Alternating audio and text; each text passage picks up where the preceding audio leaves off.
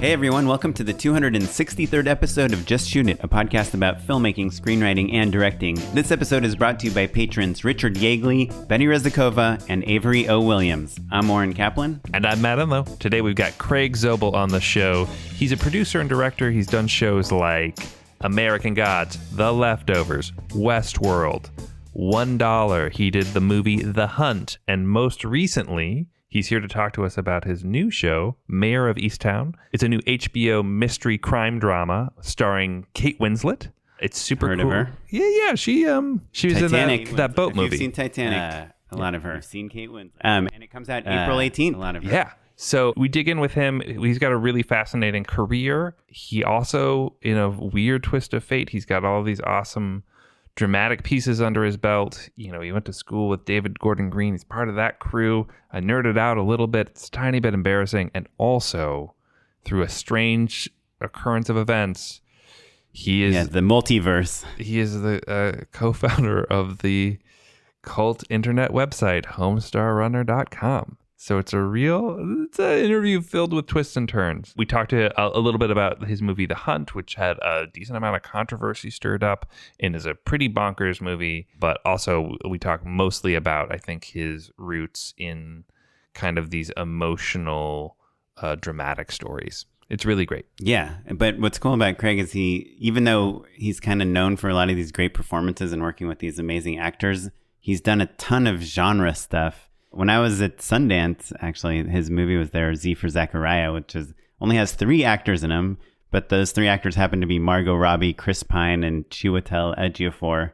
And it's like this post-apocalyptic movie. So he's done it. I mean, it's kind of like a dream job, I think, for you or me, right? Which is like genre with like amazing actors. And he's done some real comedic things, some real extreme things. His movie Compliance, which was also at Sundance, it's kind of this crazy story. So I don't know. He has like this kind of awesome career, and finding out in this interview that he was also like the production manager on All the Real Girls is quite crazy. He worked on George Washington as well. But so yeah, he's got and also a number of his own indie movies as well that we talk about. So he's got these great indie roots, and we learn how he kind of built a career, leveled up, and is doing, you know, the most prestigious of network TV shows now. Yeah. Cable shows now. He's also strangely nice, which, like, you know, you would think like at some point, if you've directed my favorite episode of The Leftovers, the one that really put Justin Theroux on the map as like this great actor. You're not being facetious. You mean literally your favorite episode of The Leftovers. Yeah. It's a really good episode. It's like, I mean, it's not just mine. Like, I think a lot of people agree that it changed the trajectory of that show. And I mean, obviously there's writers and producers and a lot of other people involved in that, but he directed it, and it was really good. But he's just like such a nice guy, which, you know, you kind of feel like when you've done all this stuff, and especially you've done Westworld, you worked with Nolan, you've done like these kind of real strong adrenaline pumped episodes of TV, you would think you would maybe have like a big ego or not, but Craig does not seem to have one. I'll tell you what, I did walk away from that episode in a great mood. You know, it was just like really fun to record that one. So hopefully it's as fun to listen to as it was to record. I think it will be, actually. Yeah. Before we talk to Craig, I do want to mention that there's a high chance I will have a kid before the next episode airs. So if you want to send me some diapers or swaddle blankets, actually I have a lot of swaddle blankets, just diapers and wipes, wet wipes, you know, drop them off at my house in Silver Lake. Just come to Silver Lake, just say, does anyone know where Oren lives? And you'll find me. That's another way of saying it might take a minute for your Just Shoot It hat to get to you in the mail if you subscribe to Patreon in the next couple days, since Oren is doing all the fulfillment on that. But if you go to patreon.com/justshootitpod, you can throw a couple bucks in the coffer and maybe pay for a few diapers. Or more likely, actually, just our editor, Sarah, and all of the other overhead that we have to make this show. Yeah, having 2 kids, that's a lot of diapers. That is a lot of diapers. Even though one of my kids does not need them, but I think it is a worthy cause to join our Patreon, patreon.com/justshootitpod. If you give us $10, we will send you a Just Shoot It podcast hat. And like I've said many times, there's no better way to indicate to Matt or me that you are cool than to walk onto set wearing that hat. Oh my gosh. The day that happens, I will be so stoked. It's never happened to you? I haven't seen all of that. No, I've talked to people who listen to the show but not have worn their hat to a set of mine. Yeah. No, that's not happened yet. I've hung out with Carlin and she's worn that hat before. I've seen her on the street, but she's not on your set. She's on her own set. Well, I kind of consider all of LA my set. Oh, I see. Well, listen, before we talk to Craig, there's one other thing worth pointing out. I'm sure you've noticed we've been running ads across all of our episodes, but we are giving away a ton of stuff from Blackmagic. And most importantly, for this week, we are giving away a Blackmagic Pocket 4K camera. And this is going to be baked into the episode, so go to our Instagram and check it out. There'll be an ad that'll clarify things a little bit more later. But if you're listening at home too late, once upon a time we gave away a Blackmagic camera. It was pretty neat. Yeah, and I'd say the odds of winning are pretty high, right? Like, they're not bad. Yeah. Certainly entering for free is worthwhile. There's a handful of different ways to up your chances, but like, odds are good. It is worth it for sure. For sure. Yeah. So check it out. It's an awesome camera, Blackmagic Pocket 4K, that you can have for absolutely free if you win it through our contest. Oren, if I was to say to you, you could play one round of roulette for free, and if you hit, you would win a Blackmagic camera. Would you enter? Well, yeah, of course I would. I think our odds are slightly worse than that, but not that much worse. Only slightly. Yeah. So check it out.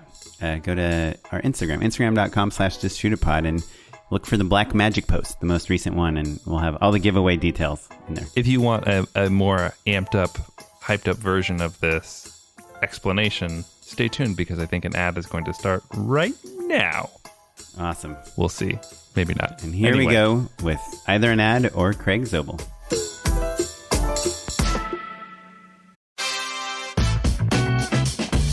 Oren, people are dying to know how they can get their hands on their very own free Blackmagic Pocket 4K camera thanks to our hashtag Just Shoot It Blackmagic campaign. Yeah. How do they do it? Well, it's pretty easy. You have to have Instagram. Okay. You go to Just Shoot It Pod, our Instagram account.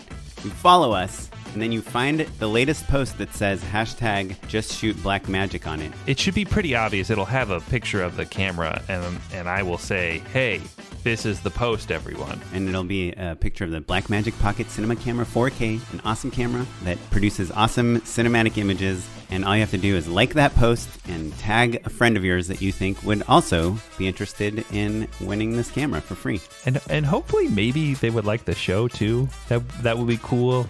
If like somebody liked our show and also likes free cameras, I think that Venn diagram intersection is pretty big. Even if you already have a camera, hey, you need a B camera. This camera grades so well, it'll match your Alexa, it'll match your Red, it'll definitely match your other Blackmagic cameras. You can throw it on a gimbal, you can suction mount it to your car, all sorts of crazy stuff. Yeah, stick it in your bathroom. Yeah, put it in the refrigerator, open it up. So check it out. If you need any more details, just go to our Instagram account, instagram.com/justshootitpod, and we are excited to see you there. So Craig, you're someone that I think I was actually at Sundance when Z for Zachariah came out. Cool.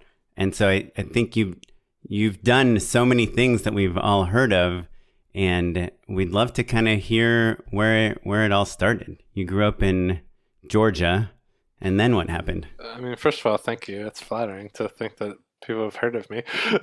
I grew up in Atlanta, Georgia. I went to school in Winston-Salem, North Carolina for film and television. And that's kind of the origin, I guess, of everything. So you have like a bachelor's in film? Yes, that's right. Bachelor's. So you knew you wanted to kind of do like write and direct. My mom and dad owned a company that my dad was a lighting designer, but for television. So it was like mostly living in Atlanta, like it was like the early days of Turner things. So it was like he did some early like sets for like CNN, and then he did like the Weather Channel, like things like that. And he was also a lighting designer. He was kind of like a televangelist lighting designer. So it's like if you wanted to get into televangelism, you called my dad to like be like, what lights do I buy? So I had like seen enough of the universe to be like, ooh, I like that. That's cool. And that's how I ended up. That's cool. So you worked in TV and TV. Yeah. Yeah, I mean, so was he practicing at home? Like he would just hang up like a bunch of babies in the living room? Like, oh my gosh, our Halloweens were like really dope. Yeah, I bet. Like the heck out of them. Yeah. Yeah. So did you when you first realized like, oh, you want to make film, you want to be a storyteller, were you drawn towards these kind of not thriller, but like, heavy drama with like a little bit of, plottiness to them on top of it, right? Like there's a layer of genre to it, but like at the heart of both Z for Zachariah and also the Mare of Easttown, pardon me. It's like it's gritty, maybe is the word I'm looking for. Yeah, I think I wanted to make dramas. Like I was excited about that, and it was only kind of later once I started doing things, and really compliance was how I started being like, I enjoy the rules of genre and the kind of like the things that you have to do in genre, and I set you up a little bit, Craig, because if we go back to what I would think of as the true origin story of Craig Zobel, it starts with a little website called Homestar Runner. Yes, Homestar Runner. Which is kind of the polar opposite, I think, of these kind of prestige, dramas, right? For sure. Yeah, no, Homestar Runner was, that all started like that, like because of my dad. He was a lighting designer. When the Atlanta Olympics happened, he got hired to do a bunch of other companies like Olympic sets.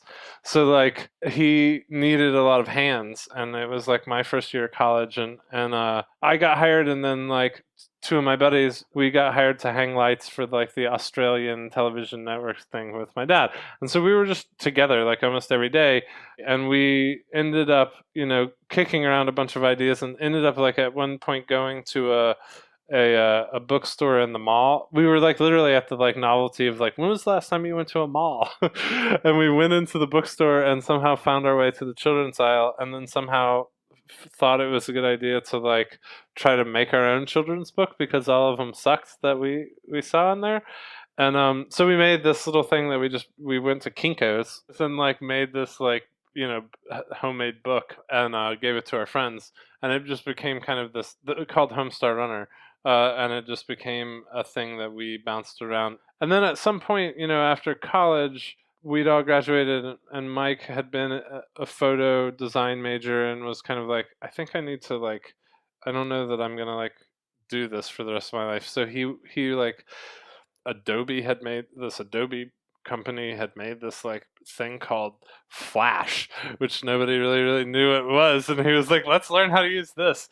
And like in order to teach ourselves the program, we started using Homestar as the sort of basis, and it turned into the like early cartoons, and all of a sudden one day 100 people watched it, and we were like, we didn't give it to 100 people, how did that happen? And then a couple of years later, it was certainly one of the early sort of web cartoons that people found, and Matt and Mike did it for years. Every week they would turn out a 3.5 minute cartoon. At some point I was like, well, I kind of want to explore live action things, and I moved to New York. but yeah, that was sort of the in a way the origin. And what was cool about it was that as the site became, first of all, just the site blew up to the degree that I remember being in New York and seeing somebody on the subway with a Homestar Runner tattoo, and was like, whoa. Wow. Somebody tattoo. got my friend's weird animal character tattooed on their body forever. Yeah. Did you say anything to that person? No. Yeah. No, it was New York. It didn't feel like a thing that you should. Yeah. When I see someone with a Just Shoot It hat, and I'm like, hey, I'm the guy from Just Shoot It, and they're like, oh, I just got this at the thrift shop. It was on the floor. Yeah, exactly. I guess. Yeah, no worries. A little worried about that. Yeah, like, cool. I don't remember. I was drunk when I got this tattoo. Yeah. But I worked as a production manager and as a first AD, second AD, and then a first AD for several years before I was and I was writing the whole time. And, like on narrative stuff, like on shorts and features. Yeah. I David Gordon Green. I worked on kind of all of his early movies. Oh, that's awesome. That's awesome. From How college. did you? We knew each other from college. Oh, right. That makes sense. So wait, did you work on like All the Real Girls? Yeah. I was Dude, I love production that movie. manager. I Yeah. love that movie so much. I was wow. I was a co-producer on George Washington. Even. Cool. So, like, Where's your Criterion? It's you got to have a copy floating around, right? just like behind me. Yeah. Sorry, but yeah, I'm giving you a hard time, but I think it is interesting to think about, because Oren and I both started, making internet content, and I think probably a lot of listeners now who are younger, like it seems obvious. Of course, that's where you start. You kind of cut your teeth that way. Like it seems like there's no alternative, right? But I think it is very fascinating to see your trajectory, right? Because, and I guess it was relatively quick that you go from absurdist cartoons into heavy drama pieces. But like, it just goes to show that just cutting your teeth is worth doing, even if it's not specifically what you're necessarily destined to make in the end. Do you know what I mean? Like, did you ever have a moment where you were like, oh, I'm making cartoons, but I want to make dramas? Did you have that moment, or were you not worried about it too much? I probably did. I don't 100% remember. But I also think that, you don't really know. You should just make the thing that you're excited to make at the time. I don't know. Like, I don't think that anybody should be trying to design like what their style is or like what their like thing is. You know what I mean? Yeah. Do not find your voice, please. Yeah.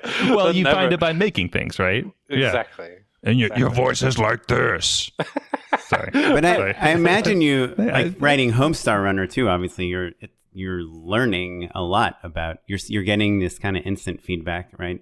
People reacting, what's funny, what doesn't work, like what patterns are interesting, Yeah, no, absolutely. And there's just some like amount of confidence you get by like being like, wow, look, we made a thing for ourselves that other people actually think is interesting. People like it. Yeah. That's very interesting. Yeah. Well, we don't have to belabor the Homestar situation. I had to get it out early because I'd be thinking about it the whole time. But so now you're working for David Gordon Green, and are you like, look at this, if this guy can do it, I could surely do this? Well, yeah, I mean, like we went to school together, so it was kind of tandem. Like actually, Matt Chapman, the voice of Strong Bad, is in All the Real Girls. He's one of the guys sitting around the fire in like a couple of scenes. So like all of us were hanging out together at the same time, really, and I know that like, they still talk and have projects going on together and stuff even now. So it was sort of just like the cool thing about going to school in North Carolina was that I was the third graduating class of that school at the time. Yeah. I was going to say that's like that there's that early crop that kind of everybody kind of made their name, and then it sort of exploded from there, right? Yeah, I mean, it was just a thing where it was like, I think really like what happened was that a bunch of us wanted to help each other because there was no competition. There wasn't a vibe of competition that I kind of see. And I ended up like teaching at a school in New York for a little while. And like, I've seen kind of some of that, and that just didn't exist there because like we had no hope. Truthfully. Oh, and there was nothing to do. It was just like the only thing to do was really go watch movies that you had to watch, for school. So everybody was friends, and kind of everybody. For instance, David Wingo, who did the music and he was the composer of Great World of Sound, my first movie, is like one of David Green's best friends. And like we all kind of like became friends with our friend groups and stuff, which is the reason to go to film school. I don't know another reason. You can learn all of the other parts by yourself. Yeah. Crippling debt. Yeah, that's the other thing. Yeah. Right. And so when you're working on like All the Real Girls and I think like his movies are kind of known for these super like naturalistic performances and things. Like, are you picking stuff up? Like, I guess I'm curious now that I didn't realize you had worked in different capacity. Like, how much are you influenced in your work moving forward? Because you kind of have, I think you're known for your performances as well, and I wonder how much of that you picked up from that other experience. I mean, I think probably a lot. It really was in that way kind of a weird school of like, it's like we all liked the same 70s movies. Truthfully. So I think a lot. And I definitely learned a lot. Look, I mean, being an AD or just working in the AD department, if I know some of your listeners aren't, people who are already directing things or something, like I actually think that you touch all of the departments. If you want to learn how to direct something, it's actually is really good. It's not an AD doesn't mean that you're a good D necessarily if you're a good AD, but like being in that department and being around that, you just get to hear like, oh, the props person is freaking out. Why is the props person freaking out? Oh, they're freaking out because like unbeknownst to me, like in order to do this or that thing, they have to kind of prep all of this other stuff, or the wardrobe person like needs to know about this or this or this thing. And like you just kind of learn. I don't know. I felt like I learned a lot about how the sausage got made in a real way from doing that. Yeah, I love that. It's funny because I feel like we certainly talk to a lot of different directors who come up from different directions. So like there's a lot of editors, like a handful of DPs and stuff, but I think you're the first person to advocate for learning as an AD, and I like it very much because it's something where you if you have a logistical head but you like to be on set, and being on set is important to you, and like you said, learning how the sausage is made is part of that. I feel like there are a lot of other departments that maybe don't have as global of a perspective, basically. For sure. I think if you want to be a producer in any sort of sense, you must spend time in the AD department to really kind of understand what that job is. But I as a director, I just, the practical upshoot of it is that you learn things like going like, hey, I want to do this thing, but I know that it's going to be complicated for this department that I don't know that everybody thinks about. It's like, this is going to suck for like transpo if we do this thing, because like they're going to have to figure out how to get everybody from this place to that. Like you just kind of have some sense of like, well, how can I get all of the things that I want to have happen today, which as a director is you're pretty selfishly like, what I want to have happen is what's important. yeah I do. But like, how do you figure that out? How do you figure that out? Yeah, like seeing the dominoes doesn't mean that you don't decide to not tip them over, right? yeah sure. But like it's good to kind of know like what you're asking in a way, and like that like leads to less like frustration and like foot stomping about like anything, like, because you just sort of know, okay, well, this is a pretty complicated stunt that I'm asking everybody to do. We should probably assume that this is going to take 4 hours and not scream and yell about it. Yeah. But I'm assuming the opposite is also true, right? Like if you are asking for something like, hey, let's get, all our extras to do this, like start here, go over here, and then this car should come over here. And then the AD says, well, that's impossible and that's not safe and that's this and that. And you're like, well, I've done it multiple times, Yeah. Like for sure. I mean, you don't ever want to like be in that kind of antagonistic relationship with your AD, I would hope. But like it certainly helps have that conversation, because the trinity of the like AD, the DP, and the director, they all have to kind of be like, if you're on a set where those two of those three people are fighting with each other, it's just a bummer. So you'd mentioned that Homestar Runner was something that had enabled you to do your first feature. How did that happen?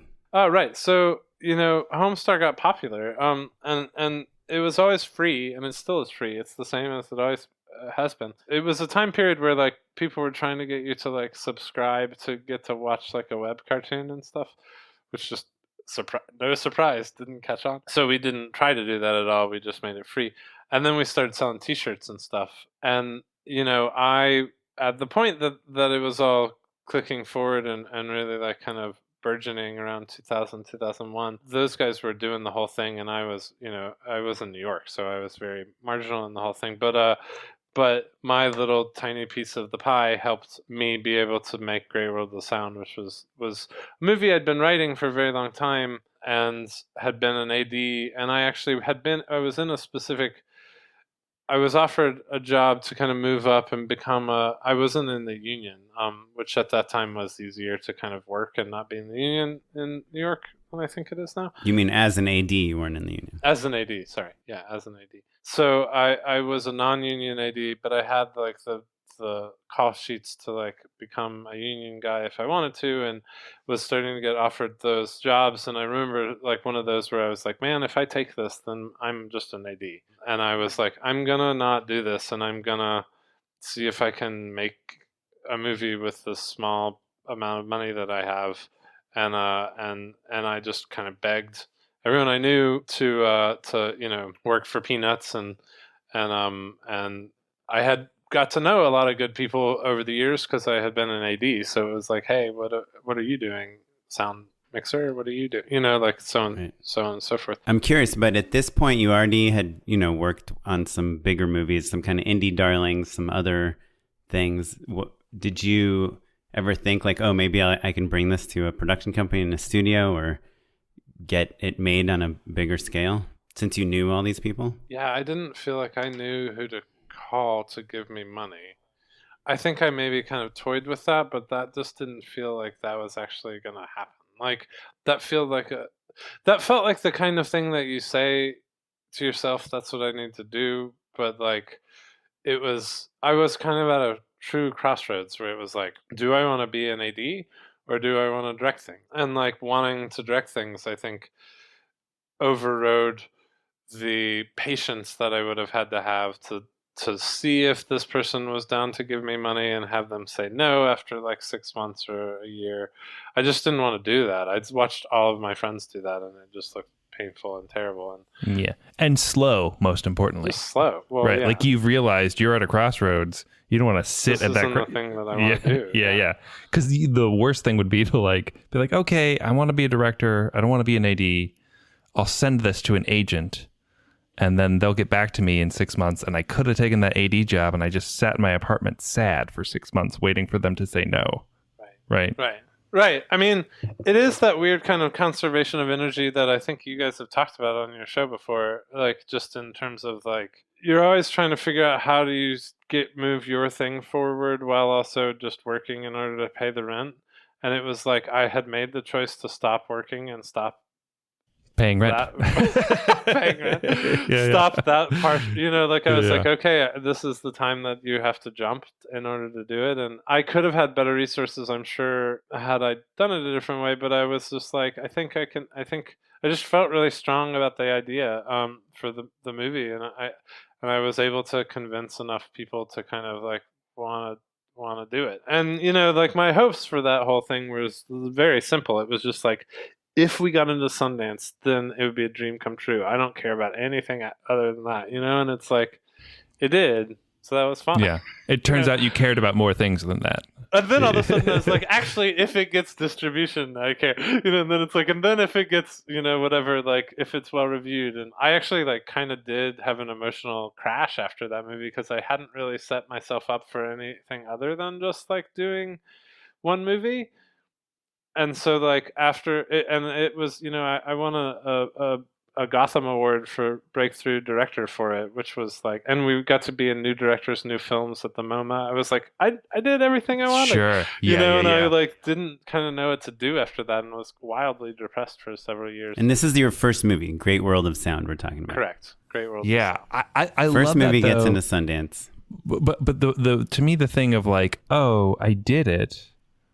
My dreams have come true. Now what? I think is a thing that a lot of people have to deal with, right? Where you grow up thinking like, oh, if I made it to Sundance, that would be it. Or whatever that kind of like funny sort of niche goal is, like it's a thing your parents don't understand or whatever. Like I in college, I really just wanted to get a music video on like MTV2's indie rock late night block, right?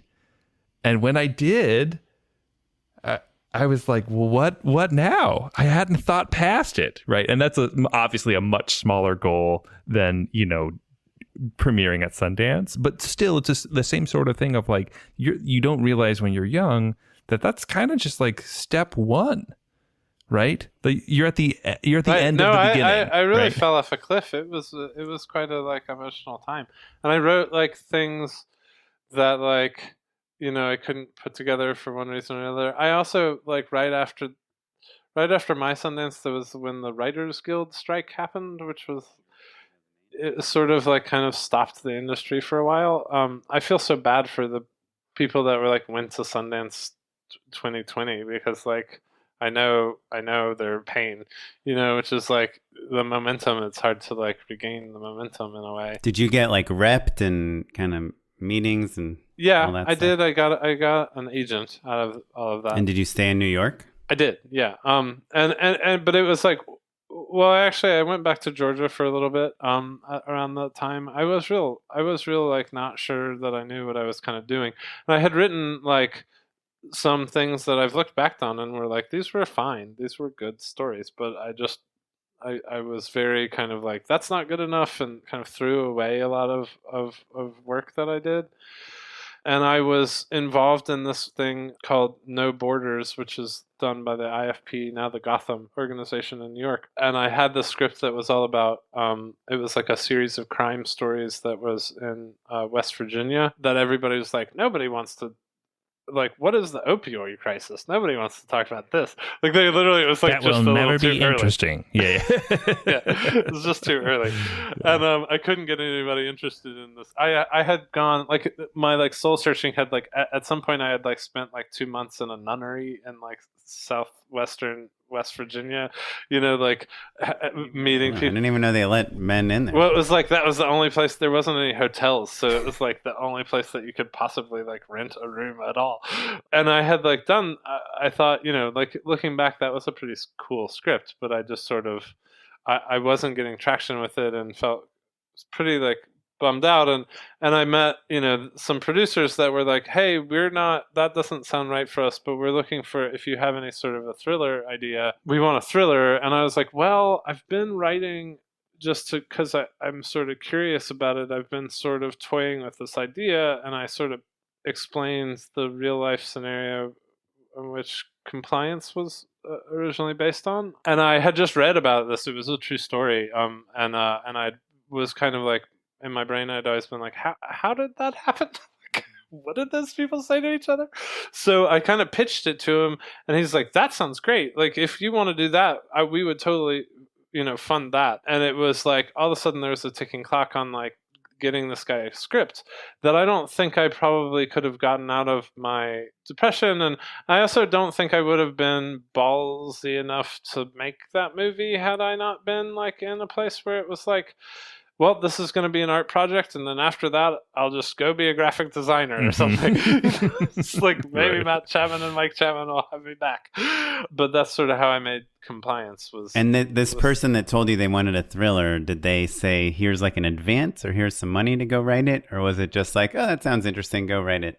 Oh, no, I was like, I think that by the time I was done with Compliance, I was about like $35,000 in credit card debt, just because I just didn't have a job. But I did, I would get weird kind of jobs here and there. Like I was the field producer on an HGTV show for a little while.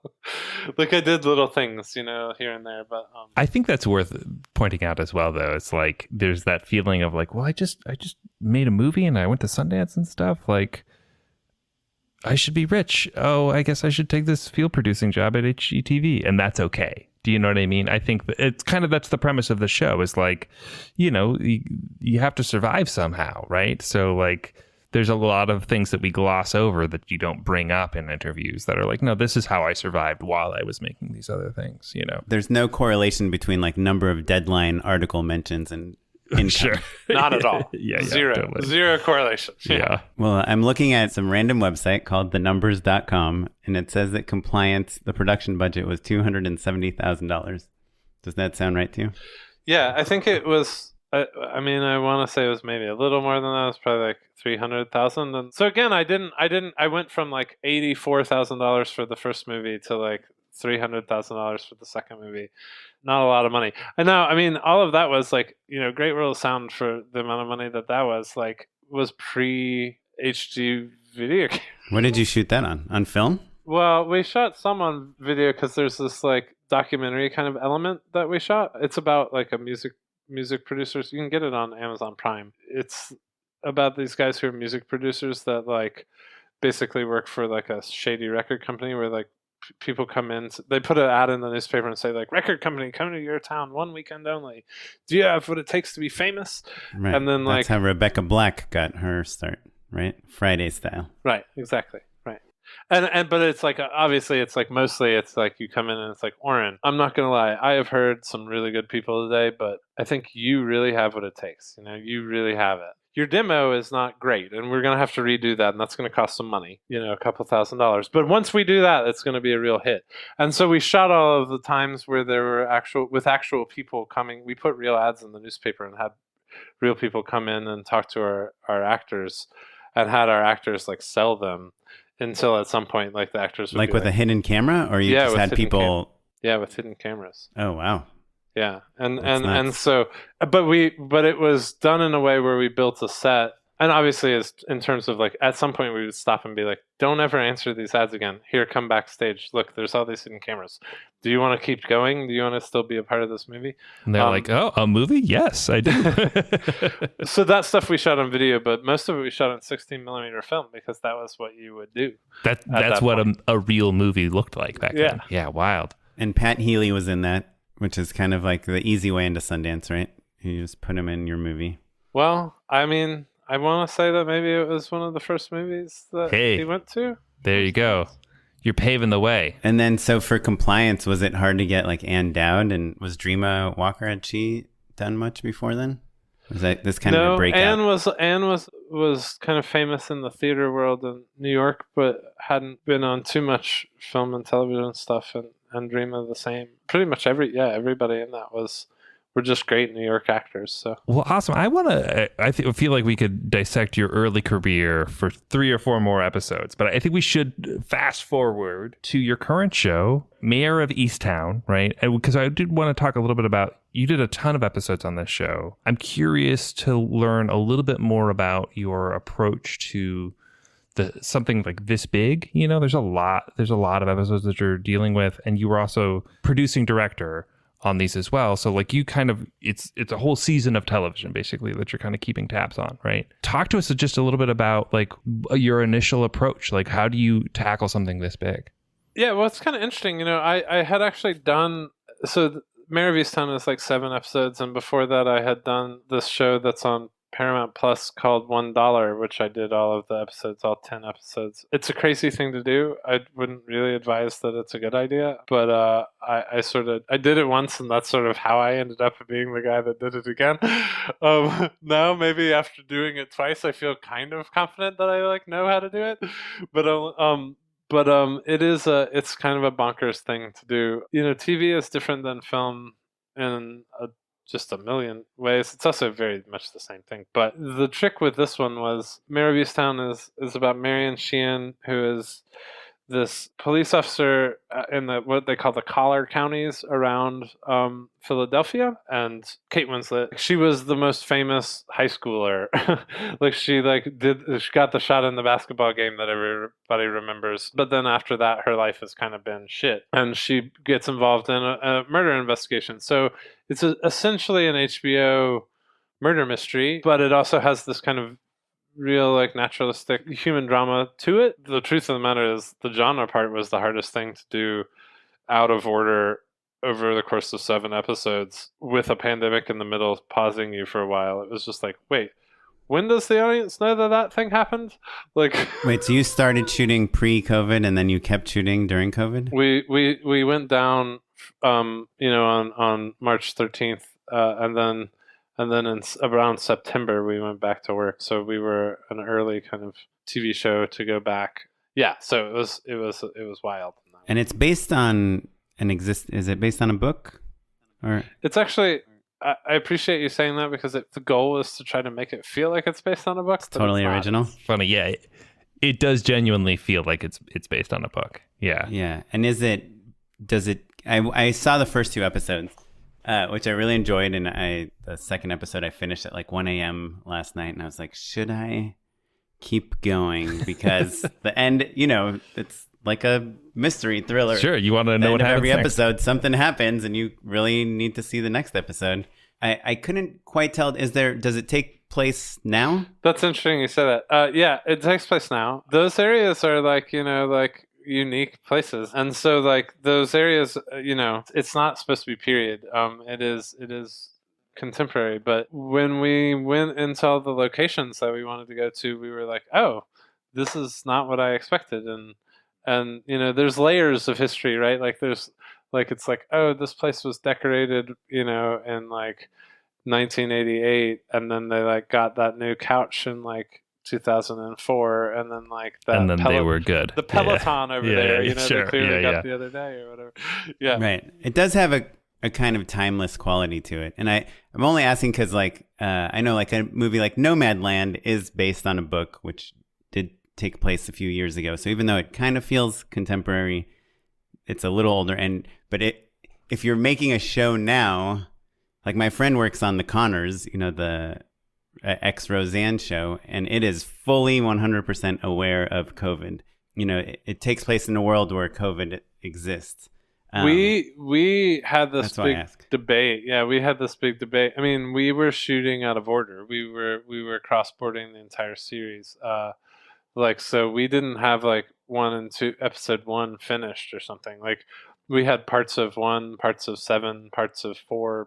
You know, we had like parts of everything. So for us, it felt kind of dangerous to like try to like incorporate COVID into it, just simply because, you know, of the way we had started the process. That was why it was like really important for me to like get it out soon, so that it didn't feel like weird in a post-COVID.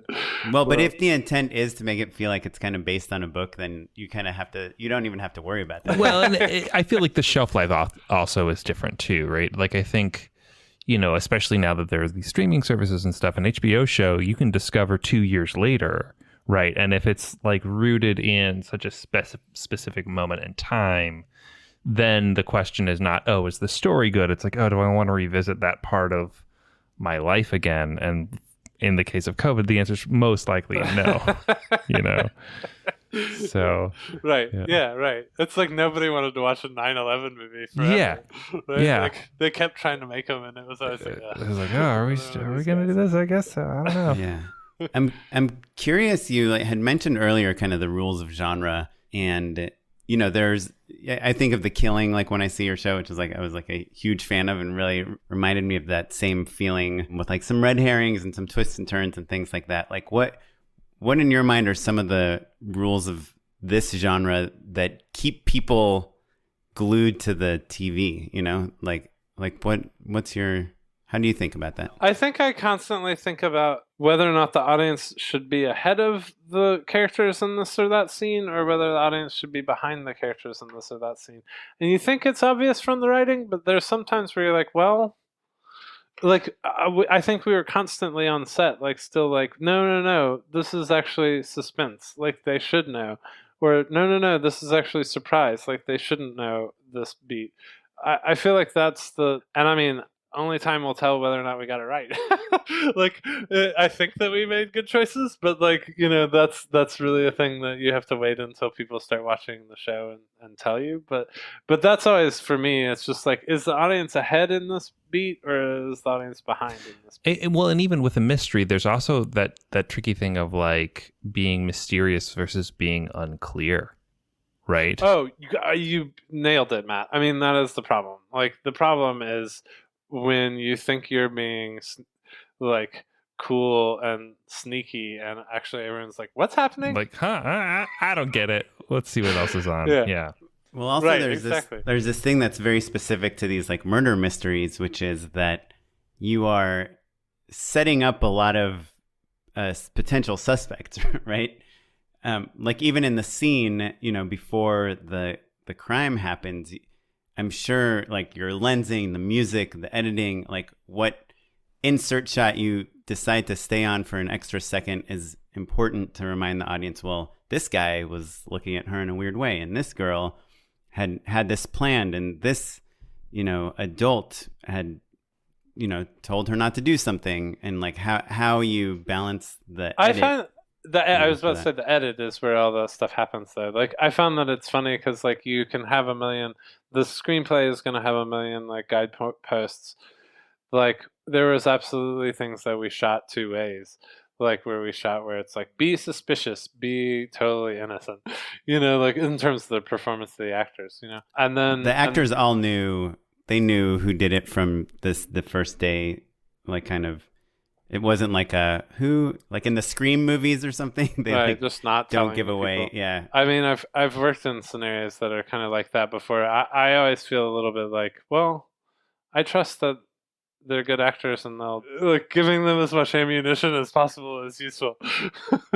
So I wanted to tell everybody, working on it, it just helps, the whole thing. Like it's like everybody is like, well, if we want to mislead people in this way, maybe this prop should be used, or maybe they should be wearing this, or should they be sweaty here, or whatever. Like it helps everybody. Did you have any kind of guiding principles in terms of, while you're on set, drawing out suspense or directing people in a certain way, or like any sort of craft oriented thoughts on that? Like, do we shoot the bad guy with this lens or anything like that? Or this was a funny one in that, like, I would say that in the past I would maybe have done that sort of thing. I was absolutely chasing a very traditional, naturalistic kind of vibe here, because I had just done The Hunt, which is like a satire and is pretty weird and has like crazy camera moves like every 2 seconds, and I'm really proud of that movie and feel like it's fun. But I wanted to just kind of do, like, this was an opportunity to sort of do something more naturalistic. So I actually like withheld the desire to kind of like really like lean into like the like, well, if we put it on a like, wide lens and put it right next to their face, like they're gonna be totally suspicious. We do it a couple of times, but that's so funny though. I'm so glad you reminded me that you did that movie, because like to go from The Hunt to an HBO prestige mystery drama, like one thing is like seems like the craziest move to make. Yeah. Well done. Hat tip. In terms of like how you covered a scene in there, you said, you're kind of going for something really naturalistic, but I noticed just watching like the first couple episodes that you're really good at kind of like showing depth with the camera, but still in a naturalistic way. Like there's a scene where Kate Winslet is with another character and they're walking out the door, but you shoot the end of the scene through the door, like through the window and the door, or like if she's in a store, you might kind of put the camera really far away and we see some shelves in the foreground. I mean, it's, nothing that I haven't seen before, but there does feel like kind of an observation, like maybe someone's looking from afar at these characters and like a little voyeurism to it, right? Yeah. Well, it's funny, like actually, like it becomes into like the philosophy of lenses, which I don't know how much you guys talk about this kind of weird stuff on this. Dig in. Podcast. Let's do it. Let's do it. Well, Yeah. Give us some numbers. I feel like telephoto lenses naturally feel dramatic. Like just naturally, like you feel like kind of like they just feel more serious, or I don't know, like I my association with the look from a long lens is like more serious. So like if I want to have a person head to toe in the frame, but I want it to feel serious, I would rather walk all the way across the street and into the other parking lot and shoot it on a 200 millimeter lens. It just feels different. It's different than if it's a wide angle lens in the same head to toe like frame, but with a wide angle lens just is a different story. It's wide angle lenses for me are like more, it's reductive to say that they're comedy, but they're like more like, they're definitely more action oriented, I think, and more kind of exaggerated kinetic. Even. Exaggerated. Yeah, for sure. Yeah. Well, what about like establishing shots, especially when, I think most of the work you've done kind of takes place in like in these very specific landscapes or worlds or small towns or wherever it is, and you want to feel that. How does that? Yeah, I guess, I mean, the best way to get the best establishing shots, I've learned, is to not do them myself, but to like send the operator or whoever is the cool camera person on set, that the hungriest person. Yeah, and give them a lot of photographs and be like, this is the type of William Eggleston photograph that I like. Yeah. Go That's find this. Yeah. I love that. Are you ever like, dang, I wish that we had our characters walking into that house or walking out or something like that? Do you ever feel like you wish it was a little bit more connected, or is it always like, these tableaus do so much for it? That's a funny question. I mean, I think the Mare of Easttown has been the first time that I've like maybe had those kind of conversations, and it's that my collaborators like sort of like that more. So I tried to kind of embrace that. Like I hate an establishing shot of a like, this is the house. Now we cut inside the house. That feels very like 80s TV. Yeah. It's always, I think, a Full House, right? Yeah. Right. Yeah, totally. But the reason but there's that those... kind of a usefulness to it. I'm sort of growing to appreciate why and where you use that. Sure. Well, and I think on a show like yours, there is that kind of dance that you have to deal with, and maybe HBO is less of a problem where, if you're dealing with rigid run times, right, and you're trying to get as much comedy in there or as much lyrical, like establishing mood or tone, like you want to let things breathe. Sometimes it's nice to be able to marry those, but like the tricky thing with like having somebody to go shoot those shots separate from the scene work is that then in order to kind of squeeze it in there, sometimes you do end up with that sort of like laugh track feeling pre-lap into the scene, If you can have that person like have a slider dolly or something like while they're doing it, so there's some movement in it, that's always useful. Yeah, but also like I think if I remember correctly, like the few opening shots of Mare of Easttown are like not like a house, but they are kind of tableaus. The feeling of the town. Yeah. Those are exactly what I just described. A person going out on their own, and getting up at 4 a.m. so they can get the sunrise and all of that kind of thing, while we're like churning away making the TV show. I mean, that's a very TV show thing. Like if you're making your first movie, I would encourage everybody to go out and be the director of that thing. But of things that you can give up and say like, go find me cool stuff. Here's a Pinterest page with 200 William Eggleston photos that I like. Have fun. Well, my last question about Mare, and then we can go on, is when you are doing a pretty good budget TV show for HBO and you have a dead body, is the actor playing the dead body, or do you just like have some lab technician make it? It's a wonderful question. There was a dead body that was made, looked terrible, and we just said we're not going to use the dead body.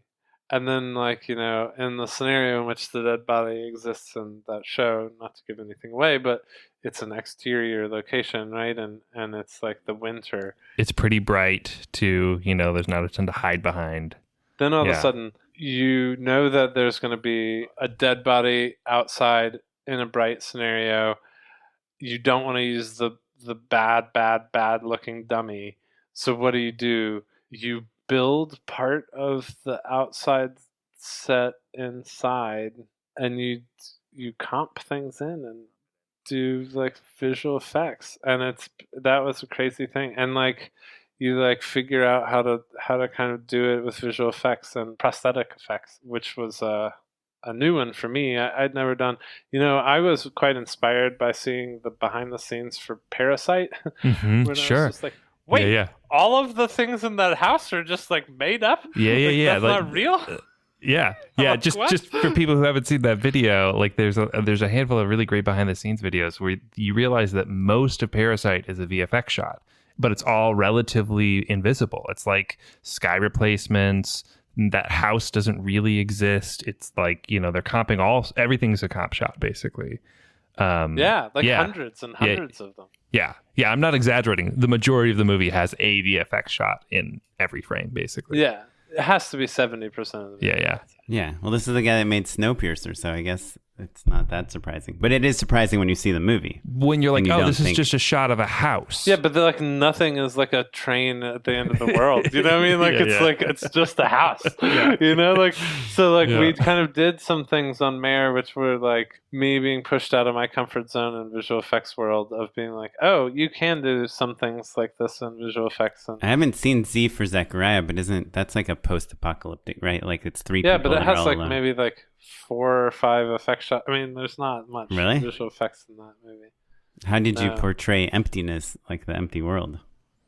Just made sure that there was no one in the frame. You said, "Excuse me, can you move your Peloton out of the shot?" Thanks.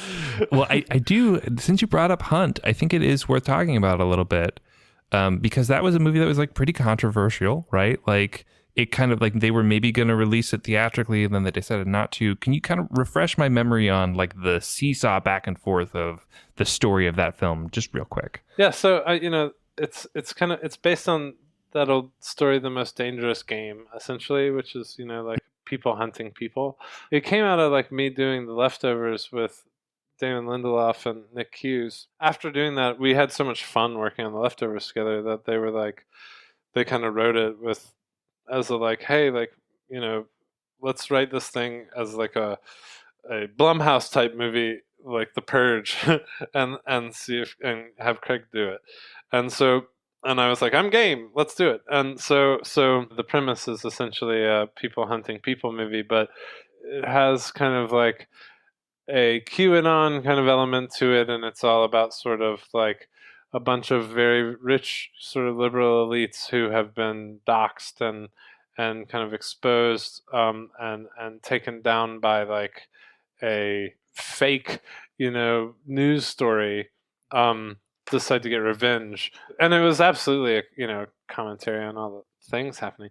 But when it came out, a couple of weeks after the trailer premiered, there was the El Paso shootings happened, in which the guy wrote a manifesto and published it on 8chan, the like same websites that all the movies kind of was talking about, and the manifesto quoted like Trump and quoted like a lot of Fox News personalities and stuff, and so none of that cohort was very excited about that, and so they immediately pivoted to the oldest pivot in the world, which is the like, guns don't kill people, like it's not, it's movies that kill people, and they were like, this is one that we can throw to the wolves and be like, look at these like liberal elites like ruining everything, and they're the ones that are really at fault here.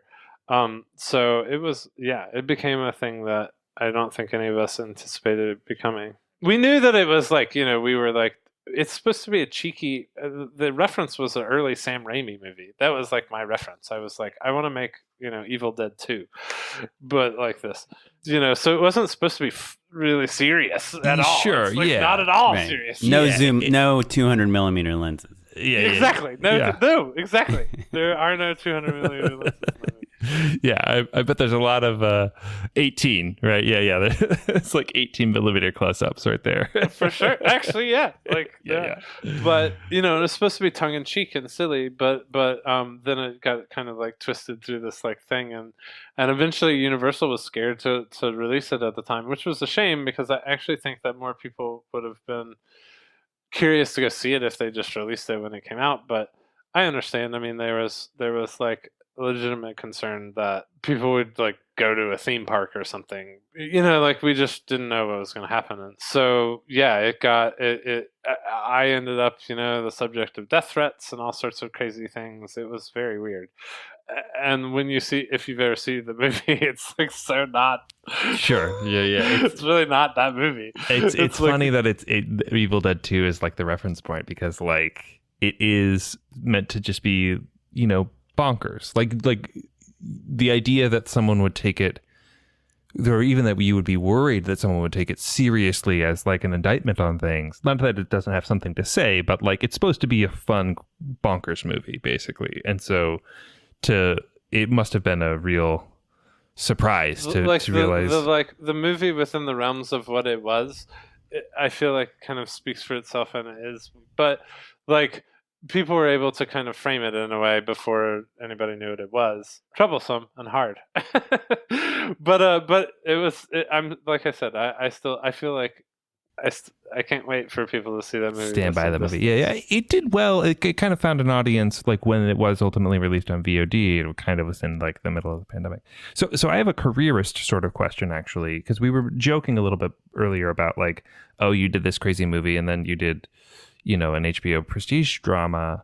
Like, I guess, how do you feel like, do you have any wisdom in how you were able to kind of like jump back and forth between things like that? Was it, like how have you done it, Craig? I guess is what I'm trying to ask. I guess it didn't. Nothing about Mare of Easttown felt out of the pocket for me. It actually, I found that to be exciting to get to like do drama, and I got to see, like, in understanding like what Kate Winslet wanted to do in Mare of Easttown, I was like, oh, well, I've never seen her do that before, and I've never seen that character quite before. Like that's a new thing. So I was like, this is if we just chase that, if we just chase like trying to make sure that like we like capture like this like very 2021 person that I know exists, like I know her, and we try to like tell that story, then we're fine, so it I guess it wasn't no, how did I get the opportunity to do that? It literally came from just having worked with HBO before. And yeah, I suppose that the real blip is Hunt. Really, right? Like, you've got like this great career with HBO. You've been working with them for a long time, all of that. So I think Hunt is probably the curveball in terms but of. But I guess in my mind, it feels like an outgrowth of working with HBO because it was Damon Lindelof and The Leftovers that like introduced me to the idea. So yeah, I guess it's the curveball. I mean, it was also, it was fun to flex a different muscle and just get to be like, try to actively change your style, like. My last question about Mare is like directing Kate Winslet, who, she's like an Oscar winner, right? Titanic, many things. Yeah. I was like, so the Reader too. I keep thinking of the Reader is what she won for. Yeah. Oh yeah. And then obviously you did, in Z for Zachariah, it's like three kind of known actors. Like, how is it directing that someone like Kate, where especially when it's a TV show and it's not a movie that you wrote, like how much do you tell her what to do, on set? If I feel like she's off the, I've said this before in like other interviews and things, like I really do think there is some level that like the job of directing actor is like kind of like being the first base coach in a way, where you're just like, I just think that you get the best stuff out of people by being an encouraging voice that's like, I like this, let's keep going that direction because that's really interesting to me and I haven't seen that, and like cultivating like your brain enough to be able to know and just to be able to quickly say like, I like this, I don't like that, so I certainly feel like I directed her. Right. No, I didn't mean that. And yeah, I didn't mean that. It's a good question. I mean, it's a question that it feels intimidating, I think, to a lot of people, but you also have to just kind of walk into those kind of situations and be like, well, they are people. They like, wake up in the morning and drink coffee and, Right. And are self-conscious too, maybe at some point. Yeah, of course. Yeah. Like, with her, do you do different versions too? Do you like, let's do like the more suspicious, the less suspicious, like, Oh my God, we did so many versions. It was so great. I mean, it was just like more, like more grumpy, like, yeah, like we would run the gamut of like, maybe there's that's literally what we would call it. I also like, especially with TV, feel like it's really important to kind of like, instead of looking for the perfect performance, that's the way that I read it in my brain when I read the screenplay.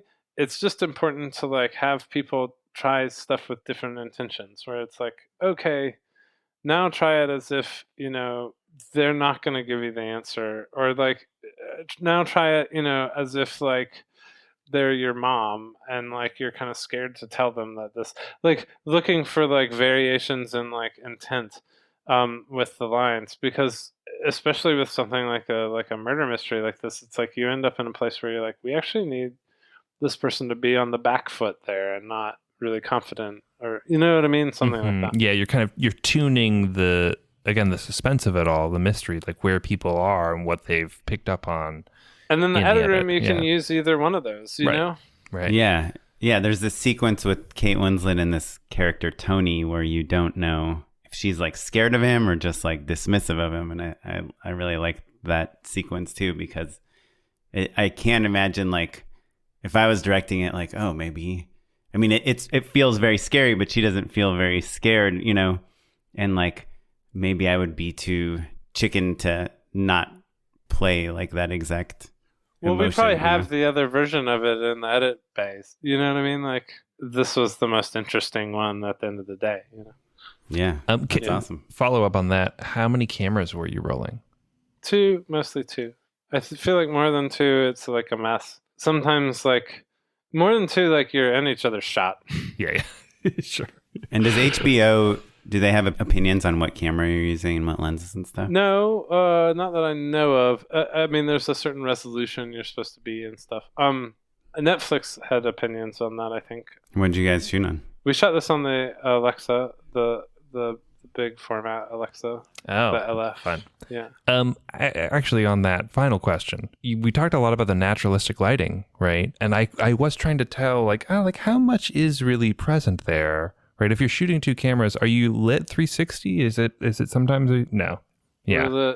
We really live for the A camera, and then the B camera like squeezes in a way that doesn't mess up the lighting for the A. Yeah, gotcha. Yeah, I like that though. Yeah, sometimes they call that 1.5 cameras. Yeah, you know, it's like there's like one good one, and then like their hands or something. You know, right? But sometimes like it's like a good second shot. You know, I mean, the one thing that I did find to be like really fun and interesting about COVID that I hope to continue forward was that one of my big rules in shooting during COVID was like, I was like, well, I like dollying and I have a lot of dollies in my stuff. And I was like, we can't have two cameras and two operators and two dolly grips, there, because that's like too many people, like less than 6 feet away from each other. Like that's going to be messy. So I sort of forced us into a shooting all the time with two remote heads, to the chagrin, I think, of the operators. At times they were frustrated, but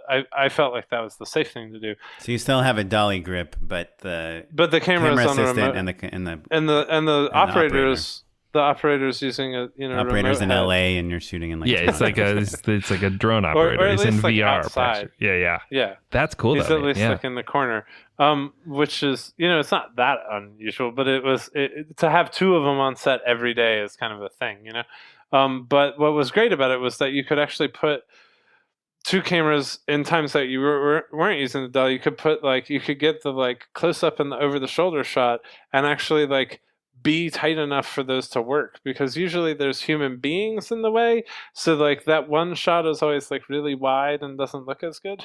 So it was I was like, this is brilliant. So you could stack but still get as much operating out of it as you wanted, basically. Yeah, exactly. Love it. That's awesome. That's why I always hire incredibly skinny B cam ops. Yeah, small and skinny. Yeah. Maybe tall too is good. Yeah, true. Tall and skinny. Yeah. One tall and one small. Yeah. Just like a cartoon duo of camera operators. Yeah, Laurel and Hardy. Well, awesome. One last thing I want to say is that I'm a huge fan of the International Assassin episode you did of The Leftovers. One of the best episodes of TV for me personally, that I've ever seen. So thanks for doing that. Well, Craig, we could continue to talk to you genuinely for hours and hours, but we should probably wrap it up. But before we do you have time to hang out and endorse with us? Oh, sure. Unpaid endorsements.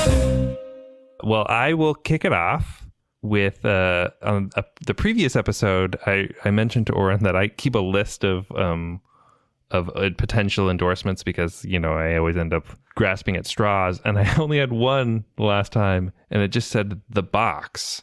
And I was like, I have no idea what this is. I don't know what this note reference is. I asked my wife. She reminded me. So The Box is what we've invented for movie viewing during COVID with my sister-in-law. Basically, we have a box with like all of the different movies that would have been released theatrically, but that haven't been. They're like on VOD or Netflix or whatever. So it's kind of all the big movies that are out. Like the name of a movie written on a piece of paper? Written on a piece of paper, just in a box, and each of us takes one, right? And then we kind of decide which is the movie we're going to watch. And what's nice about it, we can veto it. We have a choice of 3 different movies. So typically we'll find one that we want to watch, but it feels sort of like you're going to the movie theater. Wow. It kind of replicates. So it's like, the Snyder cut. It's already 10 p.m. We can't watch that. Yeah, that's what the veto is for sure. But it's a way of being able to say like, okay, we're staying current, but it's Friday night. We're just going to go to the movies and just see what's playing, basically. And has actually genuinely been really fun. And more times than not, we end up watching a movie that we probably wouldn't have been at the top of all 3 of our lists. but we ended up really liking, actually, and it's really fun. So that's my recommendation, is replicating the inconvenience of movie screening times in the comfort of your own home with your pod. So that's my weird endorsement. Awesome, Craig. So mine is the film that I watched this weekend and just thought was like so cool is and I'd seen it before, but I would make it my unpaid endorsement is The Silent Partner, which is an old movie. It's an old Elliot Gould movie from 1979, and it is a very classic bank robbery movie, but it has just a really strong, great premise in that it's basically like the bank manager of this bank, played by Elliot Gould, that's a bank in the mall, in a shopping mall, recognizes that like somebody is casing the joint, and that the guy who is the Santa at the Christmas Santa guy at the mall is actually casing the place for a bank robbery. So he decides to be ready the day that the bank robbery happens and just puts a little bit of extra money in his own